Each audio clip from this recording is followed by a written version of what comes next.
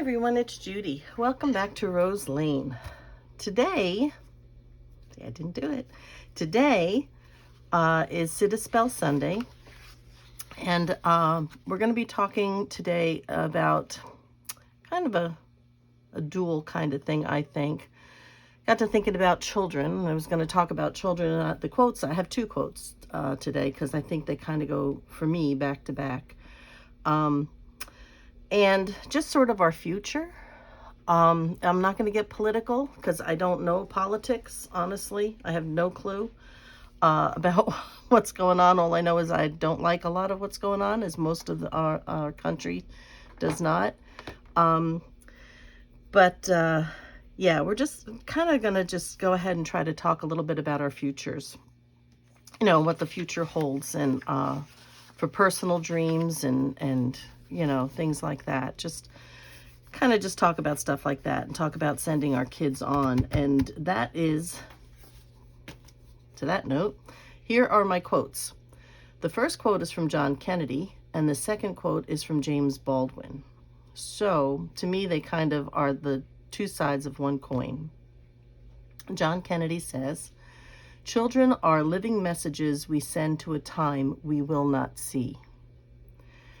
And James Baldwin says, "Children have never been very good at listening to their elders, but they have never failed to imitate them."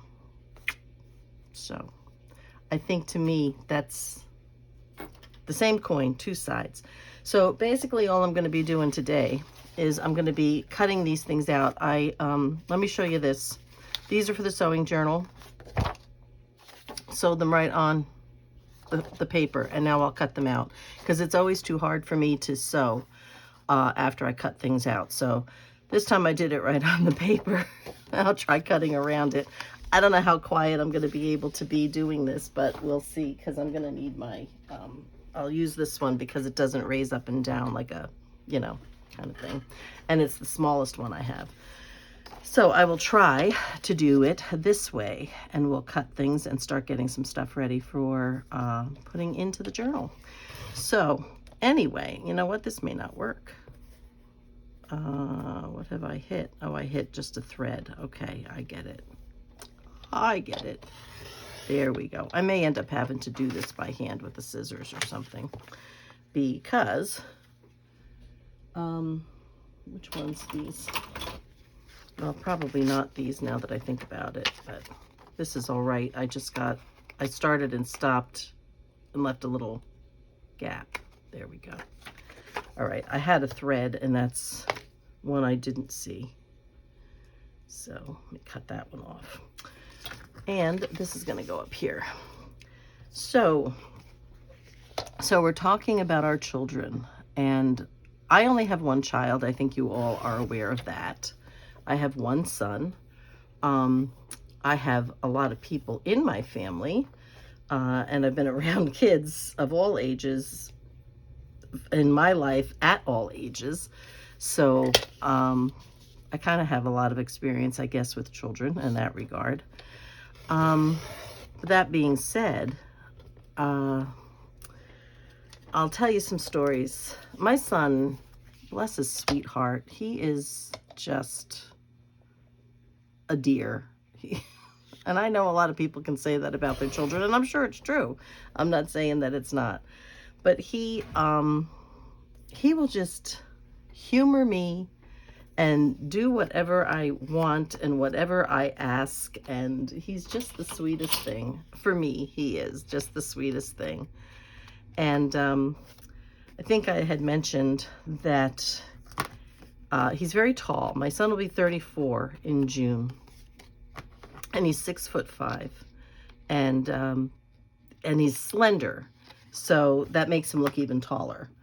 You know what? I think I'm just gonna do these with scissors.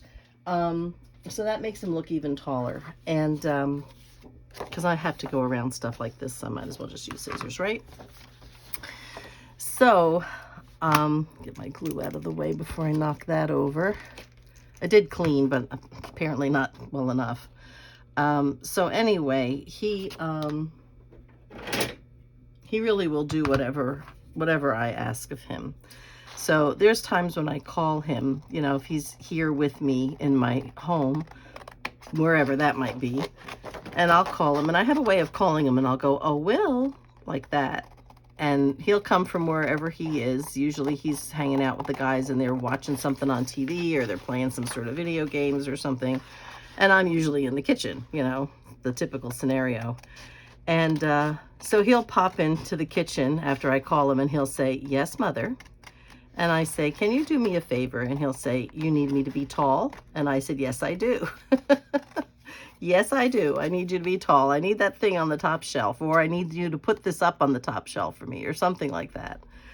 But, you know, and he'll come in and he'll do it. And then he'll say, "Is there anything else?" And I'll say no. And then, you know, 15 minutes later, I'll be like, "Oh, Will." And he'll come into the kitchen. "You need me to be tall again?" I'm like, "Yes, I do."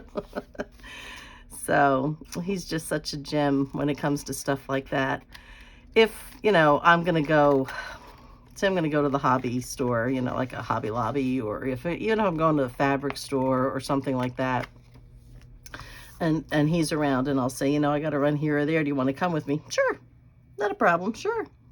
Now, I say all this, and he is genuine with all of this, but if you had ever met him as a child, oh my goodness, was he a handful. He's always been very intelligent, and, you know, maybe too intelligent for a toddler to be, because, you know, they think, as most children do, they know everything, and we know nothing as parents. Or at least, even as parents, we know nothing as grown-ups. They have all the answers, of course. And so he was always very, very smart and very quick, and very, very impatient. He had no patience at all as a child. And I can remember going to the grocery store with him, and he, you know, he'd be sitting in the cart, you know, in the seat in the cart, and my nose is itching, sorry. And we get online, and he would just, you know, nothing, no filter at all, as no children have, I think. He would say, "Why do we have to stand behind these people? Why can't they get out of our way and let us go? I want to go." I'm like, "Well, we're in line. We have to wait our turn." "Well, I don't want to wait." And I'm like, "Well, you know what, Will, I don't want to wait either." But that's just the way it is. You have to wait, you know. He would just be very impatient. "I want it, and I want it now." As I guess most children can really be. But he grew up to be such a pleasant young man. And, well, he's, I'll still say young, because if I say he's not young, that means I'm even older than I want to admit to. But yeah, you know, I'm going to do this with my small scissors here, because I'm not good with big scissors around these tight little bends. So, but yeah, he's grown up to be just such an accommodating, for, you know, to me, I'm assuming he's just as accommodating to most other people, but to me, he has all the patience in the world, and he'll do whatever I would ask him to do. And, you know, he's just a gem about that. But what I wanted to talk about was, in, you know, in those things, in raising him, and as any of us raise our children or have a hand in raising children, whatever that may be, whether they're our own, or, you know, our nieces and nephews, or younger siblings. You know, as we were younger and we had smaller children coming up behind us in our family. Wasn't my case. I was the baby of the family. Or if you're a teacher and you obviously have your hand in raising children these days, and you're a great influence. They are the future. You are. Parents are. Aunts and uncles are. Teachers are. Those who bring the children forward into the future and make the future what it's going to be. So if you're wondering why I get this, it's because I print on another paper and then I glue it onto here. And then I cut it out. That's why I'm getting these little, like, trimmy things as I'm going around. Sometimes I'm not exactly at the edge of the paper, so I get a little thing like that comes off, but that's okay. I remember when he was, how old was he? Maybe about, I'm going to say about 6. He was probably about 6 years old. And his father and I were already separated, and he was telling me that his dad wanted him to join the t-ball team. And he said, I don't like t-ball. And I said, how do you know you don't like t-ball? Well, I just don't like it. And I said, well, Daddy's just trying to, give you some opportunities and, finding out what kind of sports, if any, that you may like. And, you have to give it a try. Well, I don't want to try it. I'm like, but Will, you never are going to know if you're any good at anything if you don't give it a try. And he's like, well, I know I don't like it. I said, all right. So we were sitting in a little hot dog diner place and, getting our hot dogs and french fries, which is a local thing in New Jersey. At least it was when I was growing up and when he was growing up. And so I kind of changed the subject for a minute, get him off of that, but I wasn't off of that. And so we were sitting there, we were talking about some other stuff, and was the hot dog good, and whatever, that kind of stuff. And I said to him, what's your favorite candy bar? And he's like, oh, Butterfinger. Butterfinger's my favorite candy bar. And I said, really? I said, how do you know that's your favorite? He's like, because it tastes good. I said, well, how do you know it tastes good? He said, because I eat it and I like it. I said, well, how did you know to eat it? He said, I don't know. I just ate it. I said, so you tried it? And he's like, yeah, I tried it and I liked it. And I'm like, okay, so why don't we try t-ball and see if you like it? And he just gave me this look like, how dare you trick me into this? But he acquiesced and he said, okay, he would try it. He agreed he would try it. Now, whether he really liked it or not, when, he joined the t-ball team, or at least tried out for it and stuff, and played a little bit. And when I talked to him about it again, I said, so how do you like t-ball? He goes, I don't like it, because I'm not going to do it. I'm like, all right, that's fine, but at least you tried. Now, I'm hoping he hadn't gone in with a preconceived notion that I'm just going to hate it. But he tried it, and he tried other things. He tried track and field, and he had very long legs. He tried track and field, he tried golf, and some other things. And at least he tried and found they were okay, but they weren't his thing. He really didn't care for them that much that, he would want to devote all that time to doing those things. For fun, yes, but, for a high school sport or something like that, no. Basketball, goof around with his friends, but it wasn't for him, even though he was tall. It just wasn't his thing. But because he tried t-ball, and I'm sticking to this as a mom, because he tried t-ball, I think it gave him the mindset to try anything and not just write it off because you think you don't want to. So he tried other things, and with that, he decided that he liked karate. So he took karate lessons for years, and he was, I don't know, in his early 20s, I guess. He started when he was like 7. And I think he was still, I want to say he was still in college, so it had to be, 21 maybe, something like that, 21 or 20. Something like that. And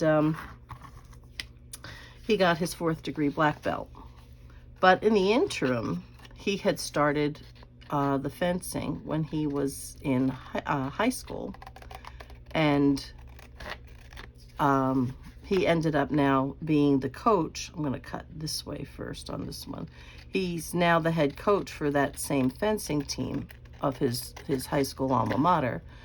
So he has stuck with that, and because of that, and doing private lessons, and having been on the fencing team in college for the 4 years he was there, this up there,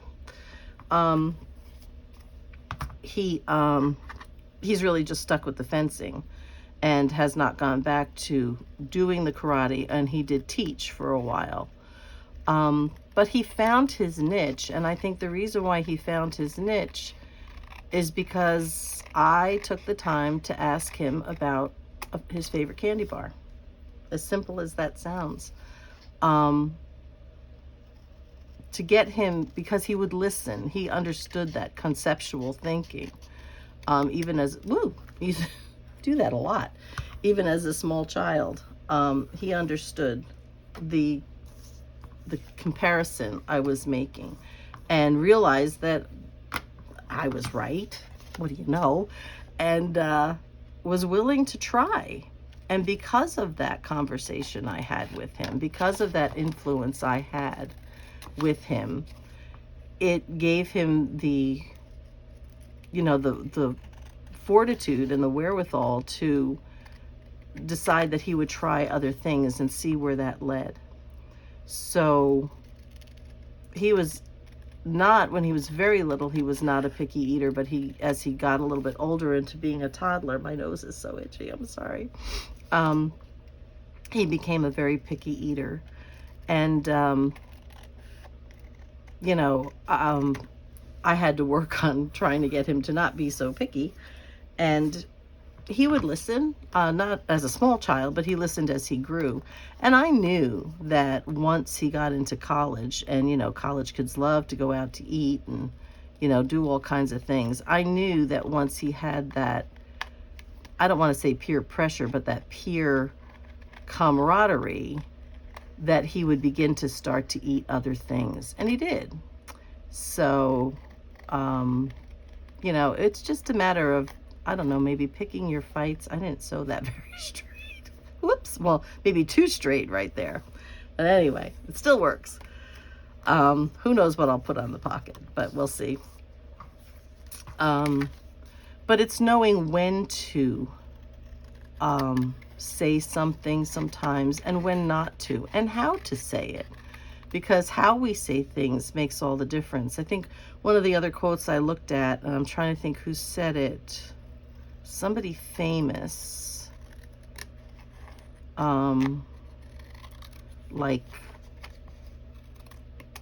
Albert Einstein or somebody like that. I'm not sure it was his quote, but it was somebody, that people would know if you, this one I started sewing that, and I forget what I did, but I did something wrong. I think the thread broke or something, and I had to go back and go over it. So I didn't want to go through the same holes, so I tried to go a little around it. So, but anyway, so it was somebody who said that, and they said, well, oh my goodness, I can't remember the quote. I know I'm going to misquote it, but I'll try to get the general idea. But the best way to help a child to succeed is to make him happy. So, and that's not to say, and I think some people may misunderstand that, and say, oh, it's not about, placating to a child. No, it's not about placating to a child. But a child is happiest when the child knows he's loved or she is loved. And when they're free to learn, free to, I don't want to even say free to, let's back up on that. Not that they're free to do it, but they understand if discipline is given in love and not in a vicious way, but in love, then they will listen. They really do listen. And like that other one says, they're not always good at doing what they're told, but they will certainly imitate what we do. They don't always listen to us when we say something, but they will certainly imitate what we say or what we do. And I mean, how many times you have, a parent that doesn't think really about, using somewhat foul language around their children and really doesn't think that much about it.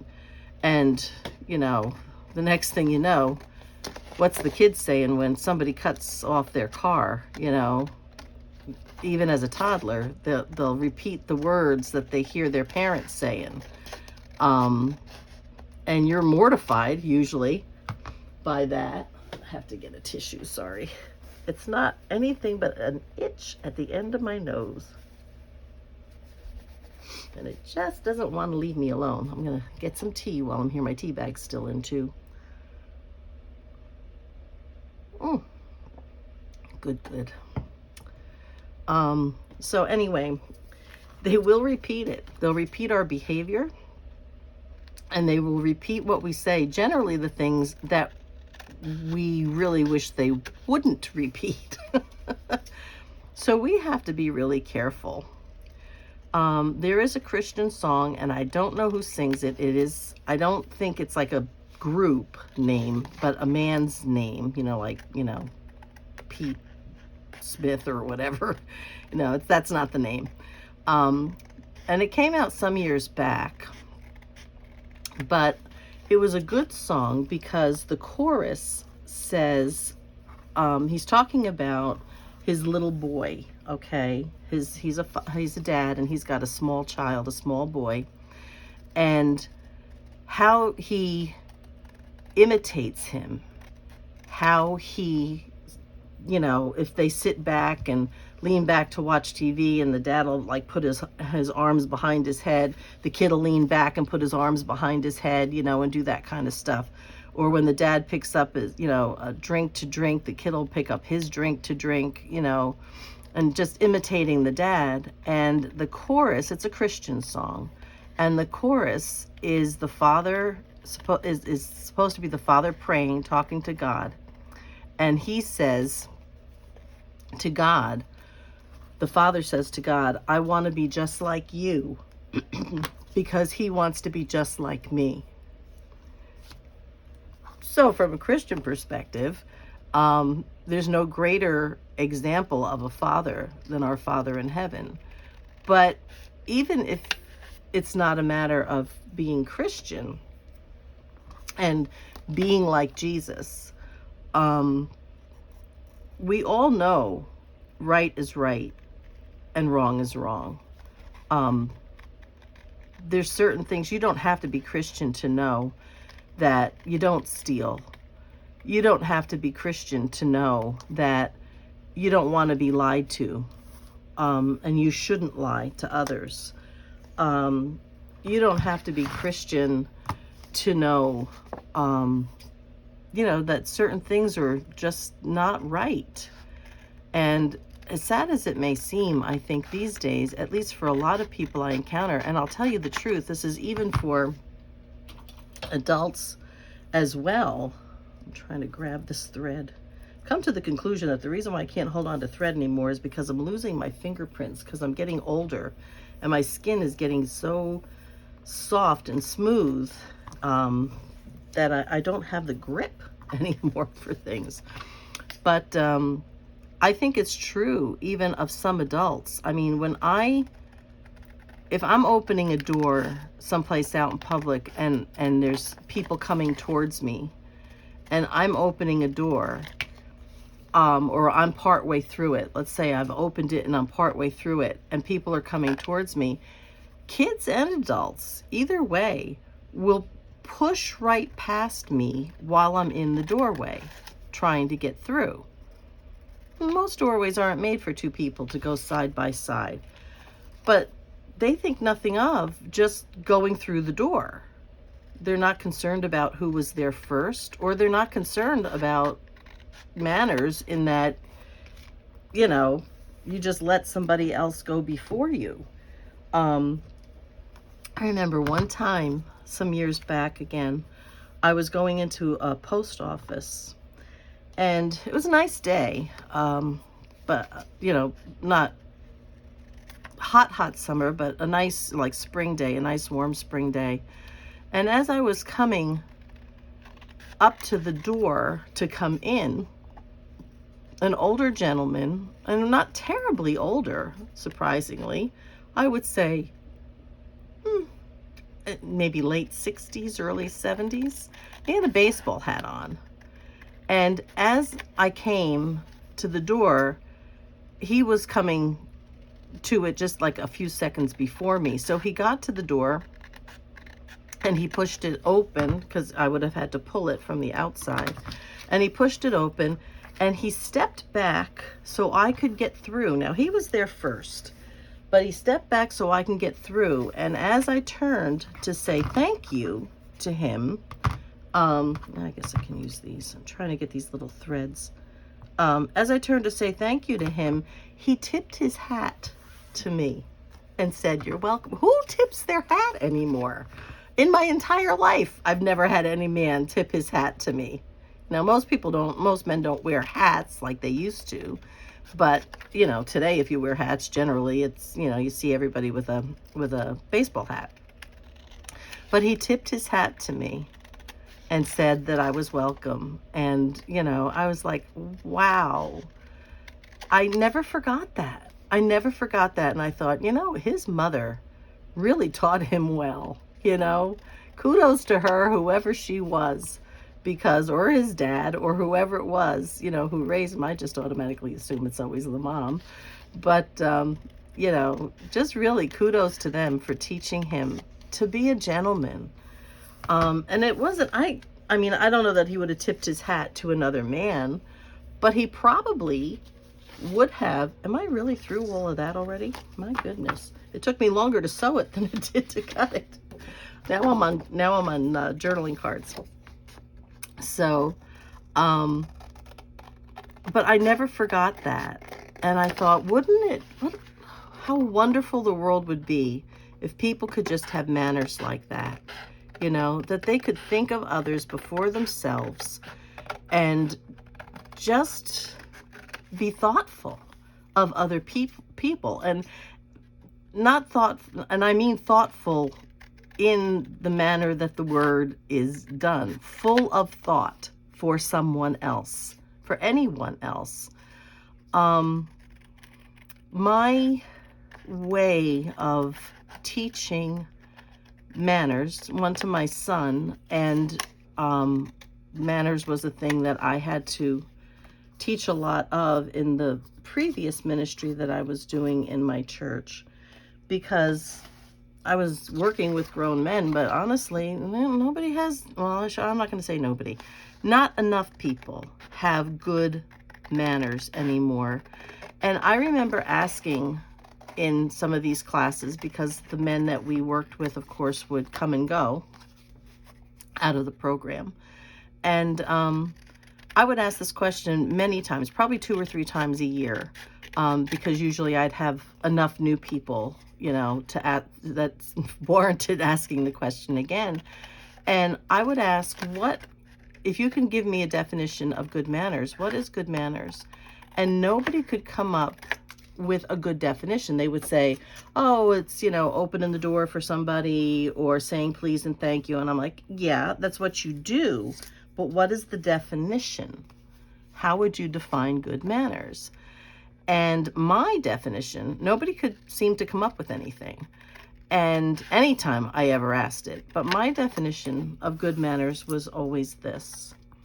I said, when you see someone, anyone, your first thought should be, what can I do that would make this situation, whatever you were in, easier and more pleasant for them? Easier and more pleasant for them. And I would give them an example, because this was one that happened to me, where I actually had the thought in my head. I was coming out of a store in a larger strip mall and heading towards my car. And a woman was ahead of me. She was in the car parked next to me. And I was coming towards her. I was not that far, distant from her. And my thought in my head, I could hear it in my head, was, how can I make her, she was going to her car, she was going to pull out. How can I make this easier for her? How can I make it easier for her to pull her car out? Because I know that when I park in a parking lot and I go to back out of a parking space, and I can't tell you how many times people walk behind my car as I'm backing out, or somebody's coming down the aisle and they'll beep at you. They'll beep their horn at you to make you stop because they're coming. And you know, if you're backing out of a parking space, and especially these days when we have so many pickup trucks or SUVs or vans, minivans, when you're backing out of a space, you can't see. You can't see who's coming down the lane. So you're backing out slowly and trying to be careful. And instead of stopping and waving you on to give you the opportunity to pull out, they beep at you. Instead of crossing to the other side or waiting until you pull out, the person walks right behind you. I don't understand it. I really don't understand it. I'm like, what has happened in this world that we don't get this anymore? I don't understand. So my thought that day for this lady was, what can I do to make this easier for her? So as I got up to my car, she was in her car and she was putting it in reverse, and she looked over her shoulder at me and I waved her on. I said, it's okay. I said, go ahead. And, and I'll make sure that nobody, watch out for the cars for you. And there was a car that was turning down, and I put my hand up to the car to wait, and they waited, and this lady pulled out of her space, and she smiled. She turned and smiled, and she waved to me and mouthed thank you to me through her window. And because that's just what you do, that's just what you do. I can't tell you how many times when I was younger, my mother always told me, you put the shopping cart, when you go food shopping, you put the shopping cart back. Okay, put the shopping cart back. At very least, when I was growing up, they didn't have those little places outside by your cars where you can just, wheel all the carts, and the guy can just sort of, instead of having to go all over the parking lot, you could take them out of these little, whatever you call them, corrals, I guess, cart corrals. And but when I was growing up, you brought the cart back to the front of the store. That's what you did. And people today will say, oh, well, they got people to do that. That's their job. And I'm like, so?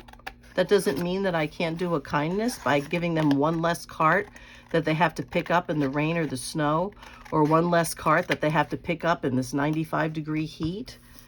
My mother told me, you put the cart back. So I put the cart back because that's what my mother told me.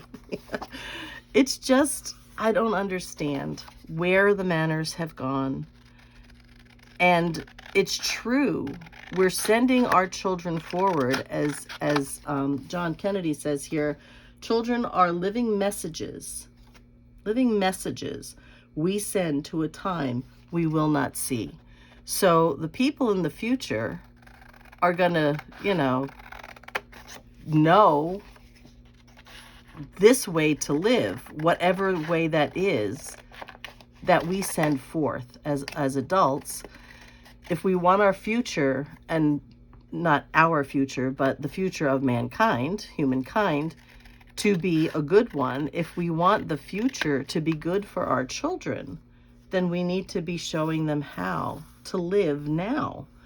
And I'm afraid that too much of proper living, as far as, getting along with other people and being kind towards other people and being thoughtful of other people, living actually in community, and not this, it's all about me kind of society, is really important and detrimental. And we are running out of time. I think the most, and I understand the purpose of it. Don't get me wrong about that. I understand the purpose of it. But I think one of the most ridiculous sayings I have ever heard was social distancing. I mean, I understand that we needed to keep our distance for the, the spread of disease. The problem is now that it's become the way of the world. This is how people live. This is what they're doing. It's okay to keep your distance from people. It's okay to not talk to people. It's okay. This has become common now. And it's not common. It shouldn't be common. It's, I don't know. It's just kind of very distressing to me that our society is breaking down. There's no manners or hardly any manners anymore for people. More times than not, I see people being disrespectful or thoughtless of one another. It warms my heart when I see people actually being kind to each other. And though that is good, and though that is right, it shouldn't come as such a surprise. Seeing somebody being kind to someone else shouldn't come as a surprise. It shouldn't be a novelty. It should be reality. It should be the main way of being, of doing. That's the way it ought to be. And I don't understand why people have so much trouble with that anymore. They just don't think. And I'm not saying that they're bad people. I'm just saying that the way society has been teaching us to be in general is way too busy to think of anybody else, and always putting ourselves first before we put others first. And if you want to truly love, the definition of love is putting somebody else before you.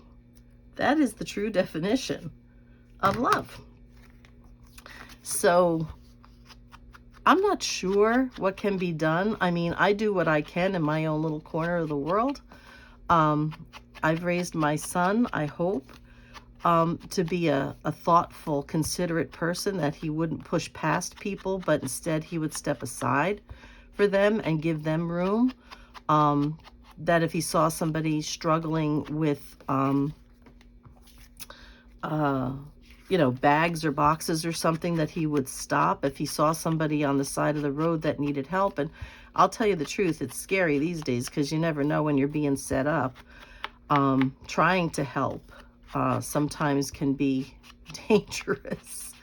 But I always, of course, pray for his safety. But I would hope, that I raised a child to be a decent human being that sees other people and doesn't just pass them by, and can read them well enough to know when they need a kind word or a helping hand, or just plain to be nice.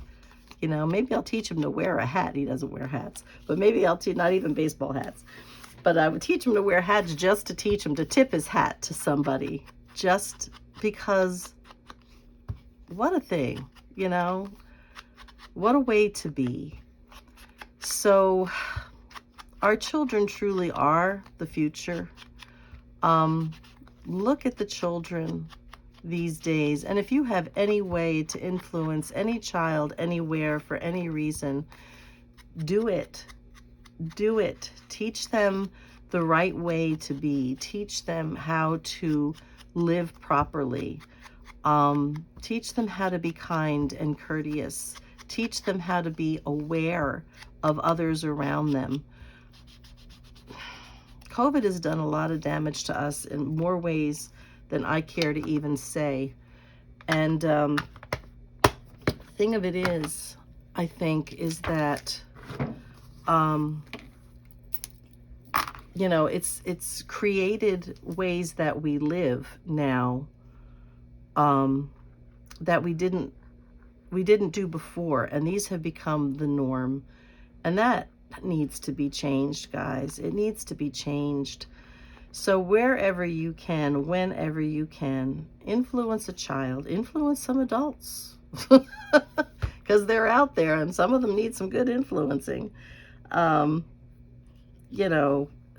Influence them to do the right things. There's nothing wrong with the good old-fashioned manners that we had before, and being kind to people. It's the right way to be. We shouldn't be anything else but decent, kind, helpful, thoughtful. And it is up to us who still remember those days. It's up to us to bring that back. I talked a couple weeks ago, I think, about, bringing beauty into the world and a lot of the good old-fashioned things that are just dying off. Well, you know what? Manners is a good old-fashioned thing that is just dying off. We need to teach our children. It needs to become second nature to them. You know, we've gone off the deep end, I feel, with some of this new way of living, and we're losing truly the right way of living. And we need to bring some of that back. It would be nice to bring all of it back. And I know once somebody had said to me, I tend to be an idealist, in case you haven't figured that one out yet. And I was actually in one of my college classes, and I said something about, you know, the way of the world, or something. We were talking about, you know, the condition of the world. And they were younger than me, because I was in kind of this mixed class, because I was doing it like as a night thing, and because I was I was older at that point, in my 40s, and I said something, you know, about doing this, that, or whatever, and they're like, you know, that's not possible. That's not the way things are anymore. You just kind of have to go with the flow of things, because this is the way it's going. You know, you're not going to get people to change. And I'm like, why not? I said, why be so hopeless? If they could change, if they were one way and changed to something, then they can change back. You know, the best way that you can teach is to learn as much as you can about a subject, and then from all of that information that you've gathered, glean the very best and pass it on. I said, we have lived in barbaric times, and we have lived in financially destitute times. We have lived in prosperity, and we have lived in good, well-mannered times. I said, we need to look at everything that we've learned from all of that time. As a society, we shouldn't be getting worse. We should be getting better. But we're going backwards here. I said, and you know, if you want it to change, it will change. You can't just throw up your hands and say, oh, well, that's how it is and it can't change. Of course it can change. You just have to want it. And enough people have to want it. And then you just do it. And it changes. So, I don't know. I'm on my high horse. Am I getting agitated? Don't mean to get agitated. I just find it very sad. Children backtalk their parents. They don't listen to them. You know, they don't, you know, do the things they're supposed to do. I'm a little crooked here. You know, they sneak around. And I'm not saying that kids didn't sneak around before, things like that, but it's I don't know, the blatant disrespect that children have for their parents in many cases these days, or their elders in general. You know, just, I find it very disheartening, and really on some level kind of scary, because that's what the future is bringing. And I feel sorry for my son, who is going to be in this generation, hopefully live a good long life, but he's going to be part of, you know, living in what's happening in this world. My little grandnieces and nephews, who are all under 5 years old, you know, they're coming up in this generation, and this is not how they're being raised, but how are they going to survive it all is what I want to know. You know, it's really, really frightening. It really is very, very frightening. So, so that is my thing for today. I'm going to just line some of this stuff up so you can see what's going on. This is actually a stackable pocket, which is this thing over here. And then there's another piece someplace. I don't know where it is. I think it's this one.